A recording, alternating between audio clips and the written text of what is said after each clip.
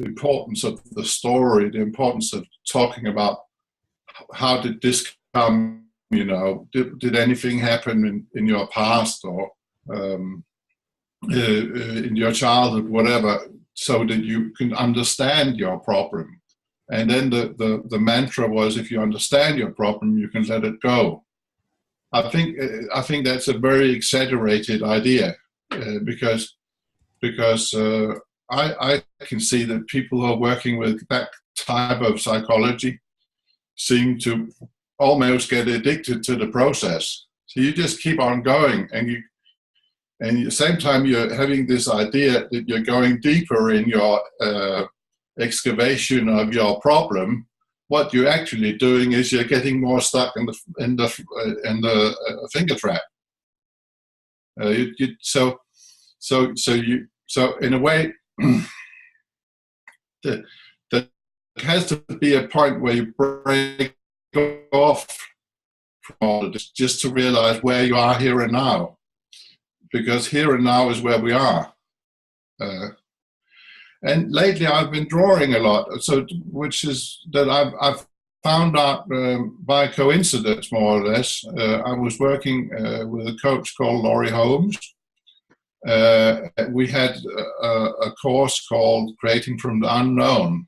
And one of the things that happened there was we had to do some exercises just to, work with whatever came. And I like the idea about creating from the unknown, because that's what we're doing all the time, really. I don't know what I'm going to say in 3 seconds' time, more or less. It's just the unknown, or the formless becoming form. So for me, it was like we had to do a drawing exercise, and I was drawing with my pen, and suddenly I realized that drawing and doodling is artwork is something I've been doing all my life. And I was listening to one of my colleagues, and I was kind of drawing something. I was, just listening and drawing. And suddenly it hit me that it made me listen in a different way. I was not listening to as I usually would. I was not processing the information the same way as I usually would. It was more like listening and just being open to, what comes through. And the funny thing was that I just realized that helped me quiet my intellect. It helped me be another place than in my head, so to speak. And so I had a kind of a shift there where I just realized, this is really not, this is something else, because my intellect, I've read a lot of books and know a lot of stuff, so I'm very fast at kind of processing something and building some kind of story around it. But when I was drawing, there was something quite else that happened. And I was showing these pictures, some of the stuff I drew to people, and I just realized, maybe I can use this. Maybe I could do something with this. And that's my newest project. I call drawing out your potential. I like it. And I think drawing out your potential is always, it's always drawing out your potential for love. I think, because it's always there. But because our attention can go anywhere, we can kind of forget it or have our attention somewhere else. And so I think a lot of people have realized is if they're knitting or drawing or making pottery or painting or doing something creative, it kind of quiets the mind. Yeah. And you get into a different space, and you're more open or more attentive, or you can easily have this experience that it's as if maybe you say it's as if life slows down a little bit, and you get this feeling that you're in a different space. Yeah. Yeah. Yeah. And when you're in this different space, you have I think in a way that opens up our experience, that we're closer to what we really are. We're closer to having insights, maybe. I'm not saying make art and have insights, but I'm saying I think a lot of people have this experience that just because you're not doing all kinds of stuff, you're not having groceries going on or kids, or now right now you're sitting with your whatever creative thing you're doing. So it's, a lot of thinking falls away, and that, I guess that's why a lot of people love doing that kind of stuff. Gets them out of the stress zone. So for me, I just realized that maybe that's a way of looking at it. That and I think the same. Last year, my partner and I, Doris, we were in Salt Spring Island for the free P school there with Elsie and Chip. It was a wonderful experience, and I had just the experience that we're sitting there in this big log cabin, so to speak, and it's far away from home, and it's just a lot of nice people, and and nice teachers, but one of the things they were saying was, well, just relax, go down to the town and have a good time, and don't think too much, don't start, don't discuss this too much, because it just gets into your head. Just be close to who you really are. And I think maybe that's just the point, just letting go. And I don't think you have to go anywhere to do that. I think you could maybe take a piece of paper and a pen and just start drawing, or something else you like, and just realize that you're entering a different space.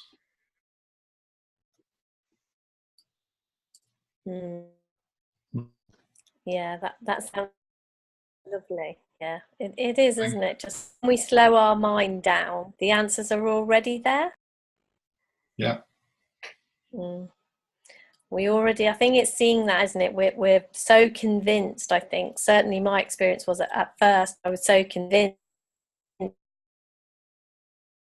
something with me, or something I was missing, or something that I did.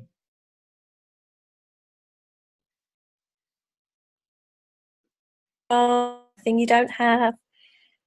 I think I lost you a little bit, Deborah. Yeah, I think I've got, the one thing I have got is internet issues.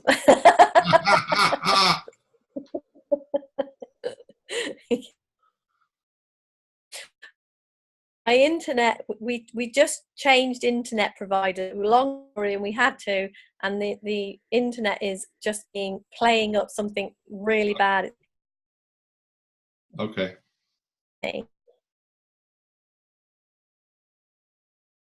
But I could understand. Sorry, internet is so bad. Yeah.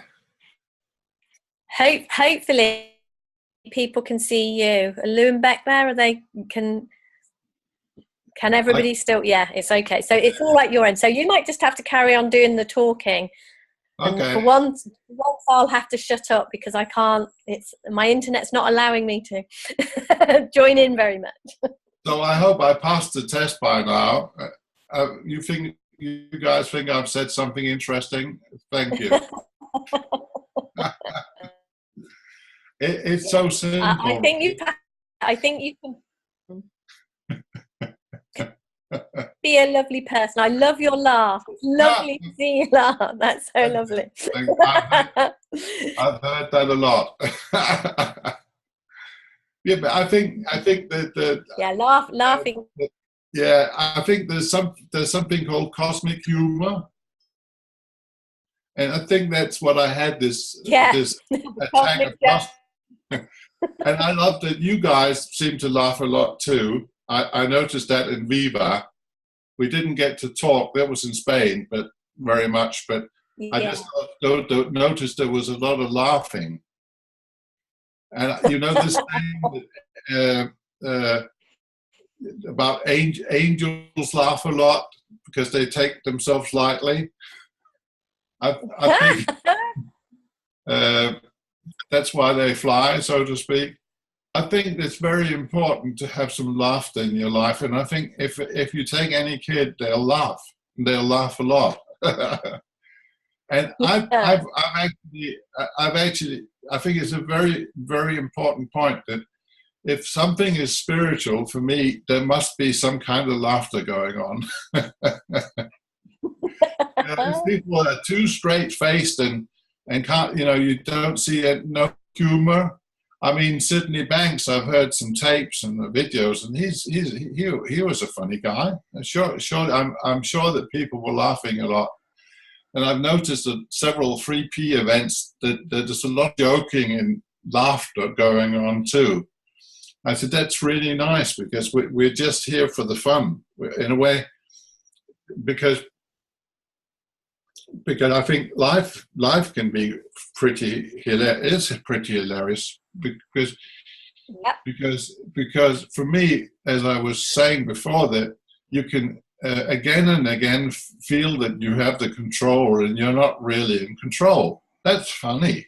That's and you see on stage with the clown, the wise clown and the funny clown. They have these clashes because the one wants to teach the other how what the right thing to do, and that's our superego, isn't it? That's our superego saying, "Oh, thou shalt not," and be a nice girl, be a nice boy, and then you've got the other clown that say, Well, every time this serious clown turns his back, he'll do something because like because and then the people watching this in the circus or wherever it is, they'll laugh. And what are we laughing at? We're laughing at our own ridiculous setups, our own ridiculous seriousness, and and we think it's so important how other people should, see us or whatever. That's really funny.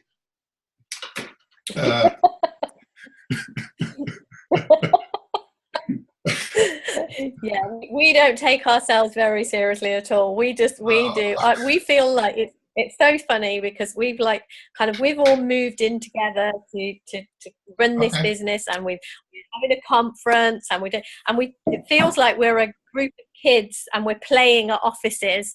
We kind of sit there and like, who's going to make who's going to do this in the office and who's going to do that? And it's just like we just spend most of the day laughing at ourselves and being like, oh my God, some people might think we actually know what we're doing and we're serious here, and we've got no clue. You've got no clue. No, exactly. No. But somehow, it's fun. So some years ago, and now I'm going to switch into something different. Some years ago, I went to. I've been, working with something called laughter yoga since 2004. That's basically that you have different exercises like ha ha ha ha or something like that. You do exercises and you laugh. Okay. And then I got interested in. For a couple of years ago, I got interested in something called gibberish, which is basically clowning in a way. It's kind. Now here's an example.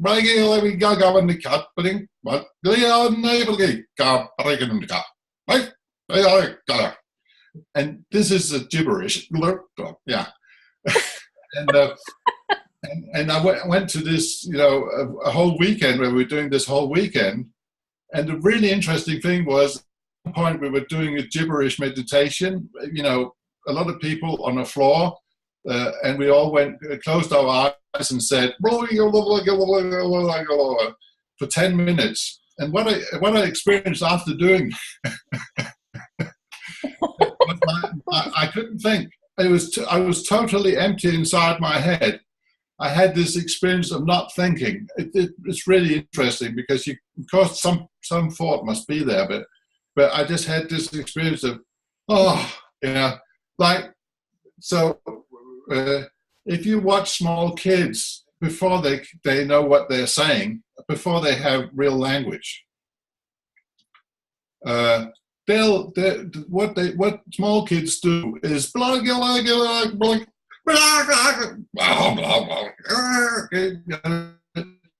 they're shifting all the time between different energies or temperaments, and they're making a lot of sounds. And then at one point, our parents teach us, or whatever, teach us that this means, this is a cup. So if you're English, that would be cup. And okay, that's cup. So all this formless stuff becomes cup. We give it a name, and now we have this idea that we understand what a cup is. So, okay, so we put it on a shelf inside here somewhere, and now we understand cup, okay? And that just keeps on going. Every time we learn some more language for something, we put it on a shelf, and that's, so we get into the conceptual thinking. So we get into this, that we have, we don't really know what it is, but we have the idea that we know what it is. Make sense? So when we've got this idea of what the world is, now this is a ball, that's something round, because in the beginning it might be an orange. That's round, oranges are round too, or so we get this kind of library inside of what the world is. But we forget that this is not the world. No, this is something we've learned, some sounds, phonetics, that we have learned to put together so that we have an idea of what cup or ball or mum or dad or school or teacher. Oh, we have all these symbols inside of us. Now I don't know where they are, but just to make it easy. So we kind of, it's like moving a lot of outside things inside and pretending that that's real. But for me, what I had experienced with this gibberish stuff and with the principles is that realizing it's not really real. Because if you look at it, how it's made, when we say something, it's really just some sounds put together. We have an idea that when I say, when I was telling my story about this or that, I'm talking about something I experienced. But already now, because I have it as a memory, it's becoming a concept, isn't it? So in a way, it loses its freshness and it loses its nowness. And what I liked about the gibberish was that, and about laughter, is that it's very much now. So when you're laughing, you're here. You're not in your memory. You're not in your future. No, you're actually present where you are, and I think that's the trick to it in a way. And I don't, and laughing and making fun in this way, it's just a way to point to the truth that where we come from. It's really amazing all kinds of crap we can make up about the world, and all kinds of problems we can make. I'm not saying there aren't real problems. Of course there are, but we have to acknowledge that there's a problem, and then there's our thinking about the problem. Our amazing ability to make up a virtual world that we live in and we call real. Isn't that crazy? We are pretty crazy. That's why we laugh so much, because it's all crazy. It is, and I've been the most serious man on the planet. I used to be so serious about everything. Oh gosh! You would be a terrible serious man. You're just so funny. Yeah. Oh, I'm glad I met you when you were a lovely person and you're not serious. Thank you. Yeah. You know, if people were laughing, I would, you know, in years back, I would think, is someone laughing at me? You know, did I say something? Did I do something? Or, you know, who are they? You know, it would kind of be a little bit disturbing.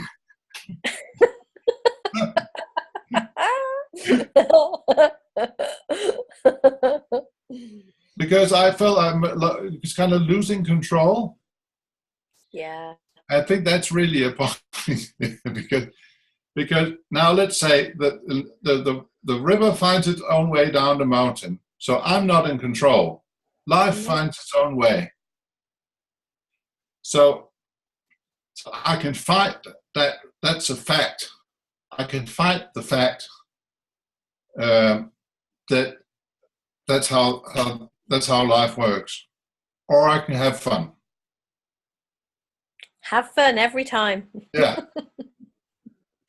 So in a way, I think when Sydney Banks is talking about free will, there's a kind of choice here as to taking yourself's life seriously, too seriously, or saying, "Oh, this is really a fun ride. It's going to be interesting. What's going to happen now?" You know, like when we're watching a good television series and we're thinking, "Oh, what's going to happen the next time?" You know, "Oh, it's going to get they'll be showing it in a week's time, and we'll see the next sequel of whatever." And that's going to be nice. Why not have the same attitude to your own life? Oh, let's see what's going. It's going to be because there's so much to be gained if you start looking at it that way. Yep. Yeah. I have loved listening to you. If anyone asks a question. Okay.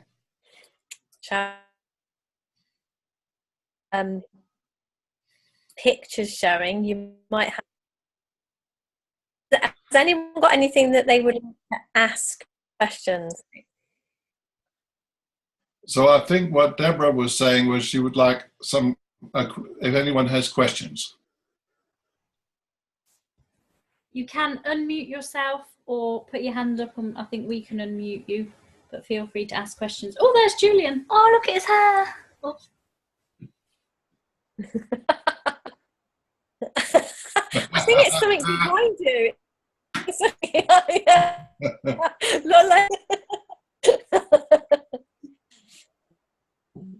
Have you got a question, Julian? No, I haven't got a question. I talk to him every day, so I've got nothing to ask Chris. He's my best mate. And you didn't warn him about some best mate you are. Except maybe I do have a question actually that might be interesting for people, which is one of the things I love about Chris is that every day, every time I speak to him, he always has positivity and a lightness about life. Now, I can be in a crappy place, but I speak to Chris and he's always got something good to say. How do you do that, Chris? It's because he's an angel. That's not my own experience, really. But thank you, Julian. I just think there's somehow or another as I was talking about before, somehow or another, nowadays, if I have a problem and start talking about it, I start, there's something in me listening, saying, now, I start listening to what I'm saying, and I see this, and I start laughing at one point. I'll start, now, how, so I think it's just because I've had this experience that I thought something was so serious, and now I can, I guess, recognize better when I'm in that mood. So that maybe help stop myself. And I do a lot of photography, as you know, and also drawing and doodling. And if I'm in a bad mood, I'll usually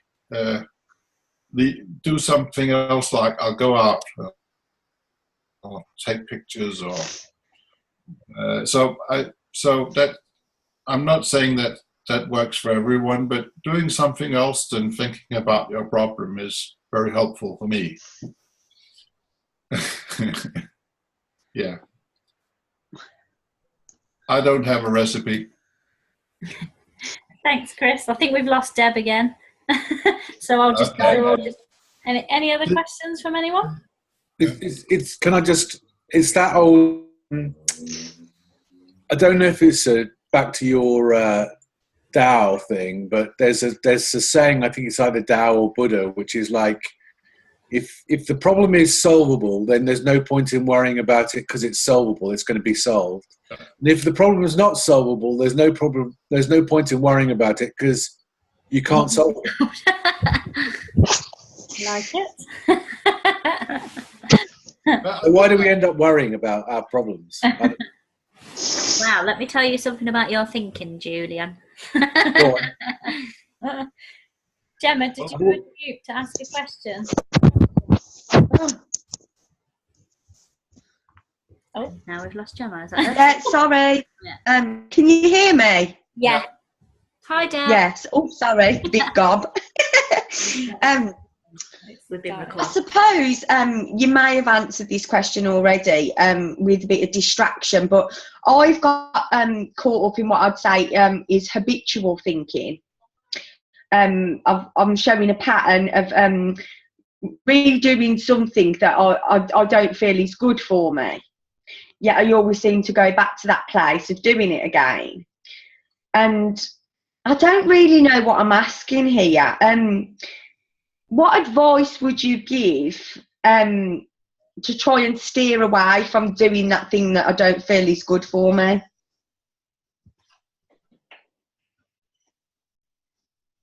Good question.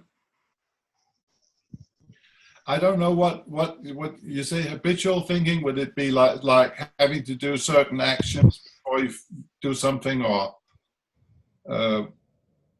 say a little bit more what you mean about habitual, what it is. I'm repeating. It's like I'm not willing to go into too much detail, but it's like drinking. You know, like I keep say drinking alcohol when I shouldn't. When I feel like when the consequences seem so negative, yet I'm still doing it.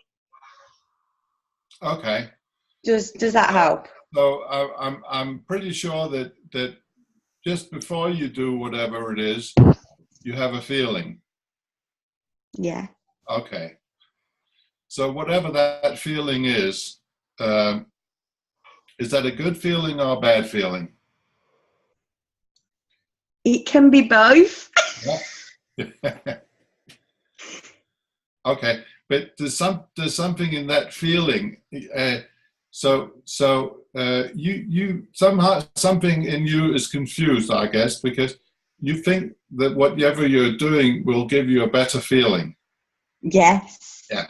So, but the better feeling isn't coming from the doing; it's already in you. Okay. So it's really when I was in the hospital, as I was talking about, and I had this experience of a great big shift. I was not trying to shift anything. I was just in this really terrible feeling, and then I started laughing at it. So I don't know if you could have a good laugh at one point, or see something humorous about this, and maybe laugh your way out of it, because because it's if you're trying the serious approach, like, well, this has so, you're lining up all the consequences, because if, and all the memories about how terrible stuff, how things came out of control and how terrible it was afterwards in your family, whatever, relationships, all these consequences, you're just putting on the list of all this, adding to the list of terrible things that can happen. And exactly adding to this list is what makes it happen. So the more you build up this, all these fearful, terrible, the more hilarious it gets. So, but you're the one building it up in your thinking, yeah. So it's like you're building this great big tower, like wooden blocks. This game. You're building a great tower of your thinking, and then you're saying, I don't understand why it crashes. Why does this crash again and again? Yeah. I better build it even higher now. Because that's a wrong teaching. If you think that thinking about it more and more, or talking about it more and more, is going to make it better, it's the opposite. Okay. Now do something else. Cool. Make sense? Yeah, it does. Thank you. Yeah. And that just might happen. You might somehow or another have other kind of experience. Say, wow, I did something else and I'm actually feeling okay. Thank you. So I think it's very important. It's not trying not to add to the problem. So in Salt Spring Island, now this is my favorite Salt Spring Island story. My big insight there, it was we hadn't ordered a car we had to rent. We wanted to rent a car on Salt Spring Island. So the last car on Salt Spring Island that you could rent was a huge truck. I've never seen such a big truck. Well, I haven't ever driven such a big truck. So okay, you think you can drive it? The lady at the renting them out said, yeah, no problem, I'll do that. Climbed up into the truck, and then it has automatic gearing. And I'm not used to that from where I come. We have stick shift here. So the thing is, and I'm trying to navigate in this huge truck. So what now's the interesting point. My legs are used to a European standard car. So when I pressed with my left foot for the clutch, it isn't a clutch, it's a brake, God damn it. So I'm driving forward and then I want to shift gear. I forget that I'm in an automatic car. So what happens is that I'm sitting like this. And I will never get out of the parking lot. This is really ridiculous. And I started getting scared. Started having a lot of thinking about it. How will this go? Well, it's not going to be pleasant enough. Now, why did I say yes to this car? Well, it was the last one there. Okay. But then I had my insight. And my insight was not to use my left foot. So I decided not to use my left foot. Okay? And so I put my left foot like this. So I could only use my right foot, which meant I can use the speeder or the brake. Yeah? Not having the left foot was actually a practical thing, because that means when you do that, you have no problems driving an automatic vehicle, automatic car. So for the rest of my stay on Salt Spring, I did not have any of these experiences, everything was okay. Because of one decision and one insight, not using my left foot. The same with you, Gemma. Don't overthink your problem. Decide, I don't want to overthink my problem, and and just drive the car, which is your life, whatever. For me, that became the metaphor for my life. Now I really have to stop. There's something I need to stop doing. That doesn't mean that I can't forget or go back into my pattern, but then I know I'm in my pattern. Before, I did not know I was in my pattern. See, there's a difference here. So for me, what happened was rather magical. I was just, after the week, I said, Doris, my partner, I said, this has been really fun. I haven't had any problems with this car. And in Salt Spring, they have these, even the car parks have special spaces for these big trucks. Wow. So you can get around. And I just realized, well, and I think insight is when you realize something, how simple it is. Yeah. You see, look, this is really rather simple. Yeah, I have given an awful lot of energy and time to this too, in my thinking. Yeah. Which has put me in some quite low places. Yeah. That's how it works. Yeah. Yeah. Yeah. So next time you build this huge tower and you see it crash, you know that, oh no, you don't have, you actually already know how to do that, don't you? Yeah. Thank you. Thank you. If you're Chris Nunan, you build the tower, crash it, and then laugh. Yeah, I don't know. Luckily, I have Doris, as you also know, my lovely partner, and she can help sometimes too, because sometimes she spots it before I do. If I'm into my pattern. I don't think there's anything wrong in having a pattern or doing something. You know, it's more like that we forget. I think we forget how life works, or we don't know how life works. And I think having a more clarity about how things work also makes it easier to operate in life.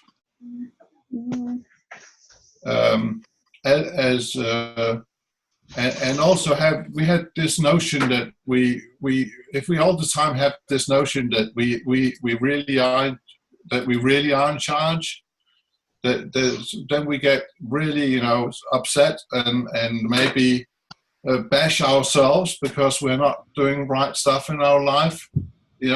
That's also got to do with the illusion that we are in charge. So the more I think I'm in charge, the more responsible I get. No, even more of all that terrible stuff. So I just suggest that, well, sometimes I have a choice, but I'm not really in charge of the river flowing down the mountain, am I?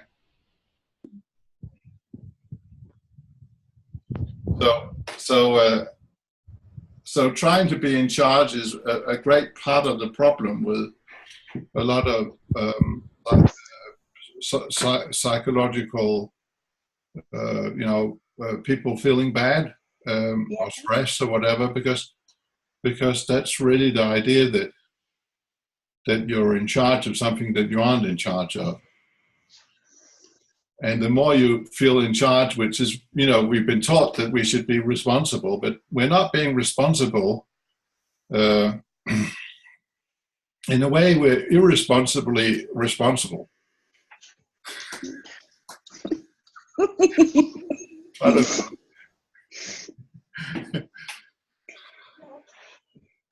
Yeah.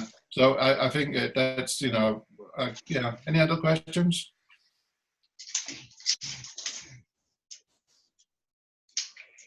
I love your smile, Jenna.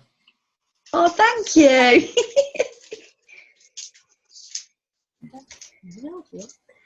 Oh, has anyone else got any questions? I had to give up. You see, I wasn't in charge of what my internet was going to do. Where did you come from? We let her in. We let her into our lounge. Had to gate crash these guys. Yeah, because my internet wasn't going to do. The river wasn't going to flow the way I wanted it to flow tonight. No matter what I did, it wasn't going to flow the way I wanted it to flow. No. So, but we might as well laugh about it. Look. We're see no evil, hear no evil, speak no evil. So you're perfect. Does anyone? I'm loving listening to you, Chris. It's so funny, and I love to hear you laugh. Every time you laugh, your whole body wobbles, and it's lovely. My whole body wobbles. Oh, yeah, in a good way, I think.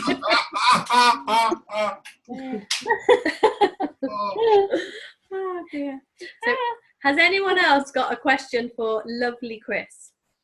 Yeah, you're officially a lovely people now. Oh yeah, you made it. You made it. Yeah, you get the tattoo. You're officially a lovely people.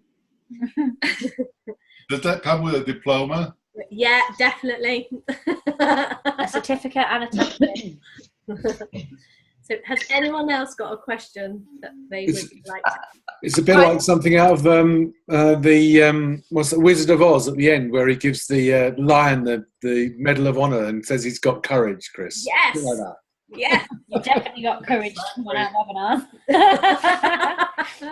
That's a very, very good story, Julian. The Wizard of Oz, the whole story, and because it's so much of what we've just been talking about. Yeah. So much that, go and watch that film again. And start do you have a put on question? news. Sure, Chris. Oh yeah, no, it wasn't a question. I just wanted to say I've been laughing all night. Thank you so much, Chris. You've just really, really given me permission to laugh more. I'm just so pleased to hear, like, the principles with from this laughing perspective. I haven't heard it like this before, and sometimes I think I hold back on my laughter because, I'm in my 40s and life is serious, right? It should be serious. I've got a lot of and I've just been having some really big insights, and I've just been sat laughing at how I think my life is so serious, and it just so isn't. So thank you so much. I've really loved it. Thank you. Thank you. Thanks, Andrea. Yeah. Has anyone else got a question, or shall we let Chris go and have a laugh somewhere else without us? If you can laugh without us. Yeah. Oh, yeah. Yeah, shall we? He's the keeper. Yeah, he's a keeper. So, has anyone else got a question that they would like to ask Chris? Aliens are going to Earth tomorrow. No, we're unmuted. Yes, I forgot. Looks like we've worn them all out. Oh, well, I just want to say thank you, Chris, for sharing with us. That was lovely, and it's beautiful to hear it in such a light-hearted, fun way. Yeah. And definitely, I just 100% agree with you. It's just absolutely stop taking yourself so seriously. That's just the way forward, definitely. It's been a delight and a pleasure. Thank you. So who is our lovely person next week, Beck? Next week, it's the lovely Anne Curtis. Oh, yeah. We just have so many lovely people. We do. We just have so much fun. We just keep talking to all these lovely people. So, yeah, next week we're going to be speaking to Anne Curtis. I'm sure she will have her lovely badge of honour too. She's lovely. So yeah, we would absolutely love you to join us from 7 o'clock till 8 o'clock next Wednesday. Assuming that the internet, will do what it's supposed to do. But hey, I'm not in charge. We'll see. We'll just have to see what plays out. I'm good with whatever happens. Yeah. And go on. I was just going to say, for anyone that hasn't yet, if you want to visit our website that is now launched, you can sign up to receive our newsletters, so you'll get a reminder of the webinars, and you can sign up for some lovely daily inspirational emails. And our membership is ready and available again, and the next course starts on the 1st of July. So sign up for our membership if you want to be a part of that. It's all very serious. It's all really, really serious. No laughing at all. This is the serious side of us. I don't get it. No. It's not. No. Yeah. No. I don't know if there's anything else we were going to share before we finish tonight.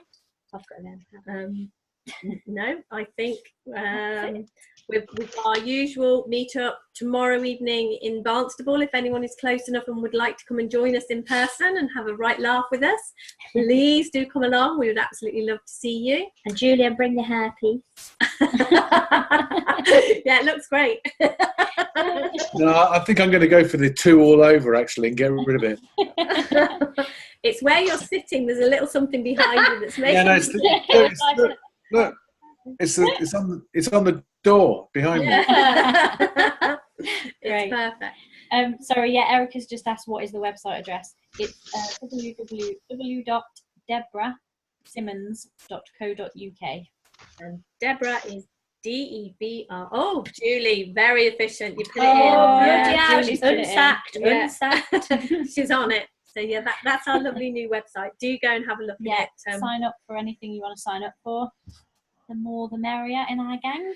Yeah, and obviously our amazing conference that we're going to have in September. The tickets are on sale for the conference, and Julian is going to be joining us. Bring your friend Julian. We like Chris. Bring him to our conference. Hey, you get a free ticket because I'm speaking. You can have a free ticket, Chris. Wait a minute. I'm sure that wasn't the deal. I think I'd need some sponsoring on that one, Julian. Come and have a laugh with us, Chris. Yeah, Hang you out can and do have a laughter laugh. yoga with us. Oh yeah, bit of laughter at the conference. And gibberish, I'll give you a run for your money.